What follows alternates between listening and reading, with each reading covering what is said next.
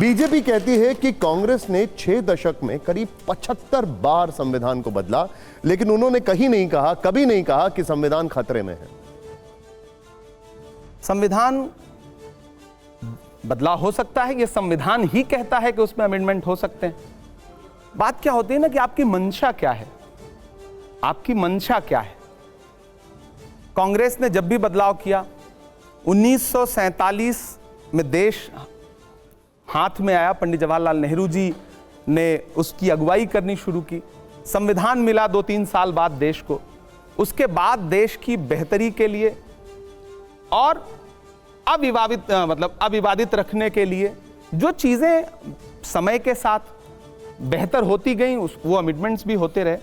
मैं कल प्रोफेसर मनोज झा की प्रशंसा करूंगा। कल उन्होंने बहुत अच्छा भाषण दिया कि जब आप एक घर बनाते हैं ना, तो जो पहला फ्लोर होता है, जो नींव होती है, वो बहुत महत्वपूर्ण होती है।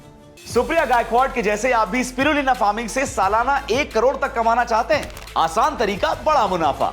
अभी डाउनलोड करें फ्रीडम ऐप। फिर आप कितना भी अच्छा गुंबद बना लीजिए, कितनी भी अच्छी मीनार खड़ी कर लीजिए, कितना भी अच्छा झूमर लगा लीजिए, लेकिन बिना नींव के और फाउंडेशन के तो कुछ नहीं हो सकता। आपने फाउंडेशन का जिक्र किया, वो फाउंडेशन, यहां पर फाउंडेशन को लेकर बीजेपी ने सवाल किया कि 14 महीने में ही पहली बार संविधान में कुछ ऑल्टरेशंस करने पड़े, कुछ संशोधन करना पड़ा। तब तो नींव में कुछ ना कुछ और अभिव्यक्ति की आजादी पर ही सवाल उठाए गए, तो कुछ ना कुछ तो फाउंडेशन वीक होगी ना। नहीं, आप उस समय फाउंडेशन कैसे डाली गई और कैसी थी, वहां जाने के लिए आपको 70 साल 75 साल पीछे चलना पड़ेगा निशांत भाई। आप यहां खड़े होकर के ये सवाल नहीं पूछ सकते। मैं अवध क्षेत्र का हूं, प्रतापगढ़ का। अवधि के एक बहुत बड़े कवि थे आद्या प्रसाद मिश्र उन्मत्त जी। उनकी 4 पंक्तियां हैं कि कुछ न बोली, पोल खोली, डोली जाई, का करी। मतलब बोलूं न बोलूं या हट जाऊं। कुछ न बोली, पोल खोली, डोली जाई, का करी। इनके जफड़ी मां कसत इज्जत बचाई, का करी। और पूत मतलब बेटा, पूत जो पूछे बमक के बाप से, तू का कहा, मतलब तुमने क्या किया, तो वो बेचारा हाथ मल के रह न जाई, का करी। बाप जो है वो हाथ मल के रह नहीं जाएगा तो क्या करेगा, कि कैसे बनाया, मतलब ये कर दिया था। हम अपने कभी कभी, जैसे मेरे पिताजी से मेरे अगर मतभेद हो, तो मैं अगर उनसे कहूं कि जो है, मतलब मैं जैसे पिताजी ने जो घर बनाया था, मैं नया घर बनाने जा रहा हूं, मेरे पास अभी कोई उस तरह का घर नहीं। पिताजी का जो घर है, मैं जाता हूं तो बहुत सारे अनकंफर्टेबल होता हूं, बहुत सारी चीजें, अच्छा वॉशरूम नहीं है, अच्छे से खिड़कियां नहीं लगी, अच्छा दरवाजा नहीं लगा है, तो मैं क्या करूं, पिताजी से कहूं कि आपने जिंदगी में क्या किया। कम से कम वो एक घर तो बना के उन्होंने दिया, एक छत तो दी मुझे ना। पंडित जवाहरलाल नेहरू जी ने, मौलाना आजाद ने, बाबा साहब ने, लेकिन सबने एक छत, देश को एक फाउंडेशन दिया।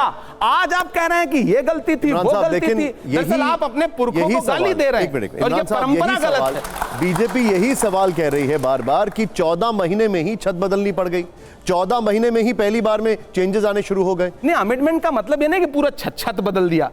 अमेंडमेंट का मतलब है कि आपने, ठीक है, खिड़कियां कहीं खूबसूरत लगा दी, आपने निकलने का एक दरवाजा और लगा दिया, आपने एक वॉशरूम बना दिया। छत बदलने की बात तो वो भी नहीं कर सकते, क्योंकि जिस सहिष्णुता के साथ, जितनी खूबसूरती के साथ संविधान को आगे लेकर के नेहरू जी बढ़े हैं ना, आज के ये लोग, अच्छा पुरानी देखिए, मैं सदन में इस बार बोला नहीं। 2014 याद है आपको, जब प्रधानमंत्री जी पहली बार प्रधानमंत्री बनकर के देश की संसद में आए थे, तो सर आप लोगों को याद होगा, उन्होंने संसद की सीढ़ियों पे माथा टेका था। फिर 10 साल के अंदर उन्होंने संसद ही बदल दी। इस बार संविधान को माथा टेका है। अगर संविधान को खतरा नहीं है तो मुझे खुल के बताए भाजपा ना, लल्लू सिंह पर, ज्योति मिर्धा पर, अनंत हेगड़े पर, अरुण गोविल पर क्या कार्रवाई किया। खुल के कह रहे थे ना कि हमें बहुमत दीजिए, हमें संविधान बदलना है। क्यों बदलना चाहते हैं आप संविधान? एक मिनट, क्यों बदल, वो सवाल उठता है ना। कोई कार्रवाई नहीं की उन्होंने। बार बार अभी जो उनका एक पॉइंट ऑफ व्यू है वो ये है कि 16 साल में हमने 22 बार संशोधन किया और आप लोगों ने तो 75 बार किया, हमने तो कभी नहीं कहा ये सब। आप ये 22 बार में बार बार आपने एक यहां पर लाइन सेट कर दी है कि देश खतरे में है, संविधान खतरे में है। नहीं, खतरे में अगर नहीं है तो मैं पूछ तो रहा हूं ना कि आपने उन 4 नेताओं, जो चारों बड़े नेता, अनंत हेगड़े उनके बड़े नेता हैं, लल्लू सिंह फैजाबाद अयोध्या से सांसद थे, वो हार गए, उनका भाषण सुनिए आप। अरुण गोविल, जिनको मुंबई से ला करके मेरठ से चुनाव लड़ाया गया, उन्होंने कहा, क्यों कहा था क्या कभी नरेंद्र मोदी जी ने, जेपी नड्डा जी ने, अमित शाह जी ने उन अपने नेताओं को बुला के कहा कि आपने क्यों कहा यह बात कि हमें संविधान बदल, हम क्यों ना कहें कि खतरे में है? खतरे में नहीं है। अगर खतरे में नहीं है तो मुझे बताइए ना कि लोग मारे जा रहे हैं। मध्य प्रदेश में एक जिला है सीधी, वहां पे प्रवेश शुक्ला नाम का एक व्यक्ति एक आदिवासी के मुंह पे खुलेआम पेशाब करता है, उसके विजुअल देश के सामने जाते हैं। खतरे में नहीं है तो और क्या है? ये खतरा ही तो है। खतरा और क्या होता? अगर लोग खतरे में हैं, नागरिक खतरे में हैं, तो खतरा ही तो है ना।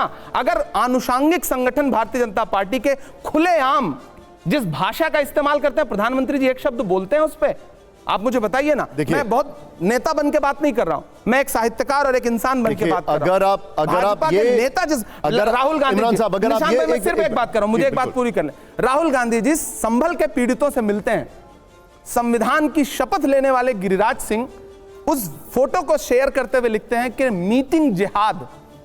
मैं देश के सभ्य लोगों से पूछना चाहता हूं, किसी पीड़ित से मिलने का मतलब आप लिखेंगे कि मीटिंग, आप कौन सी भाषा का इस्तेमाल कर रहे हैं? देखिए, क्या प्रधानमंत्री जी को यह बात पता नहीं चलती है? आप जो जिक्र कर रहे हैं, आप कौन सी राजनीति कर रहे हैं? आपने जो जिक्र किया, उनका काउंटर यहां पर यह आता है कि संविधान खतरे में था जब इमरजेंसी हुई थी, संविधान खतरे में था जब 84 हुआ था, उसको लेकर तब संविधान खतरे में था। आप उसको कैसे भूल जाते? देखिए, इंदिरा गांधी जी ने एक गलती की थी, अपने एक पीए या पीएस जो भी रहे हो, यशपाल जी उनका आप सब जानते होंगे, मेरी उम्र कम है, उनका इस्तेमाल किया था, उस बुनियाद पर उनकी सदस्यता खत्म कर दी गई। यहां तो भाजपा पूरी मशीनरी, पूरा सिस्टम इस्तेमाल कर रही है। प्रधानमंत्री जी को तो एक सेकंड पर इमरजेंसी की बात कर रहा हूं। मैं ये जो अघोषित इमरजेंसी है, इस पे बात क्यों नहीं कर रहे हैं? पिछले 10 साल से देश में अघोषित आपातकाल है।